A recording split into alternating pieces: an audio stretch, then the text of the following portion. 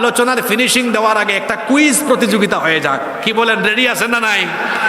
এবার মানব কল্যাণে আল্লাহর আইনের প্রয়োজনীয়তার ব্যাপারে কয়টা পয়েন্ট আজকে এখানে বলা হয়েছে? এই 12টা পয়েন্ট কে বলতে পারবেন?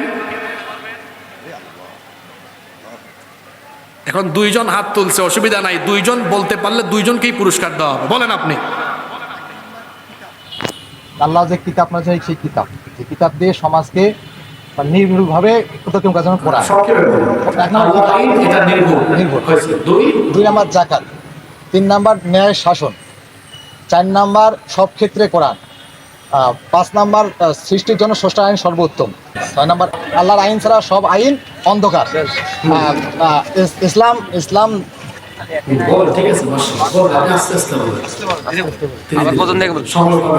ইসলাম মানবতার ধর্ম, মানবতার দিন, মানবাধিকার প্রতিষ্ঠা করে। 8টা হয়ে গেছে। তারপরে ইসলাম ইসলাম থাকলে সমাজে কোনো দুঃখ নেই, ইসলাম থাকলে সমাজে কোনো অপরাধ হবে না, মানুষ স্বামীকে স্বাধীনভাবে কথা বলতে পারবে, শাসক কখনো সম্ভব হবে না। রাসূল সাল্লাল্লাহু আলাইহি ওয়াসাল্লাম আমাদের আগে ইসলাম দাওয়াত দিয়েছেন। 12টাই বলে ফেলছে, আলহামদুলিল্লাহ বলেন। কি জাতের অ্যাক্টিভ শ্রোতা চিন্তা করছেন, পয়েন্ট মুখস্থ করে ফেলছে। দেন এই বাইকেও সুযোগ, আপনি উপরে চলে আসেন। মাশাআল্লাহ, বলেন মারহাবা। জোরে বলবেন না মারহাবা? উত্তর দিবেন না, আরেকজনকে অ্যাপ্রিশিয়েটও করবেন না, এটা তো হবে না। দেন এই ভাইকে দেন। হ্যাঁ, নোট করলে তো হবে না, না দেখে বলতে হবে। তবে এটাও শোনেন শোনেন শোনেন শোনেন, দেখেন, এইটা হলো আদর্শ মাহফিলের বৈশিষ্ট্য, যে শ্রোতা একদম বসে বসে পয়েন্ট নোট করে নিয়ে যায়। মানে ছেলেটা করছে কি দেখেন, সে এগুলা বলতে পারলেও তাকে পুরস্কার দেওয়া উচিত, না বলতে পারলেও দেওয়া উচিত। সে আজকে আগামীকাল বলতে পারবে এই এলাকায়। তাকে যদি কালকে সকালে বলা হয় তুমি যে মাহফিলে গেলা, হাসিবুর রহমান হুজুরের বক্তব্য শুনলা, তো হুজুর কি বলছে, সে ঠাস করে এটা বের করে বলবে হুজুর কালকে রাতে এই 12টা পয়েন্টের উপরে কথা বলে গেছে যে মানব কল্যাণে কোরআনের আইন দরকার এই 12টি কারণে। ঠিক আছে, তাকে দেওয়া হোক, সে বলুক। আমাদের সামনে আমাদের প্রিয় হুজুর তিনি 12টি পয়েন্ট নিয়ে আলোচনা করেছেন। এই পয়েন্টগুলো আমার মনে থেকে না, এই জন্য আমি নোট করে নিয়েছি। আল্লাহ তাআলা আমার স্মৃতিশক্তিতে বাড়িয়ে দান করবেন, আমার সবাই দোয়া করবেন ইনশাআল্লাহ। আমিন আমিন। তিনি 12টি পয়েন্টের মধ্যে সর্বপ্রথম যে পয়েন্টটি নিয়ে আলোচনা করেছেন, এই কোরআনের মধ্যে কোনো ভুল নেই। 2 নম্বর বলা হয়েছে যাকাতের কথা। এই যাকাত ব্যবস্থা চালু করলে সমাজের মধ্যে কোনো বেকারত্ব থাকবে না। 3 নম্বর যেটি বলা হয়েছে যে ন্যায় বিচার কায়েম হবে, কখনো অন্যায় অবস্থা থাকবে না। 4 নম্বর বিষয়, সকল ক্ষেত্রে এই কোরআনের দিক নির্দেশনা পাওয়া যাবে।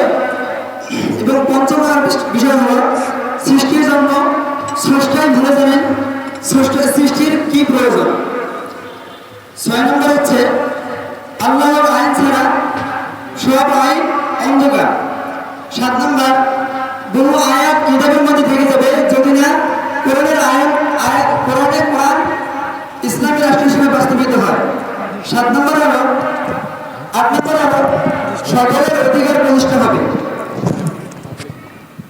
9 নম্বর, মতপরিবর্তনের স্বাধীনতা পাওয়া যাবে। 10 নম্বর, অপরাধ থাকবে না, সব অপরাধের কবর হয়ে যাবে। 11 নম্বর, শাসক কখনো শোষক হবে না, বরং সেবক হয়ে জনগণের জন্য কাজ করবে। 12 নম্বর, রাসূল সাল্লাল্লাহু আলাইহি ওয়াসাল্লামকে পাঠিয়েছে একমাত্র আল্লাহ তাআলার দিন বাস্তবায়িত করার জন্য। মাশাআল্লাহ বলেন, মাইকটা দেন। মাশাআল্লাহ, মারহাবা বলেন। আসেন, আপনার নাম কি? হাফেজ মোহাম্মদ সেলিম আজাদ। মাশাআল্লাহ, আপনাদের জন্য আমার তরফ থেকে ছোট্ট হাদিয়া। বারাকাল্লাহু ফি ইলমিহিম, আল্লাহ আমার এই 2 ভাইয়ের ইলমের মধ্যে বারাকা দান করেন, বলেন আমিন।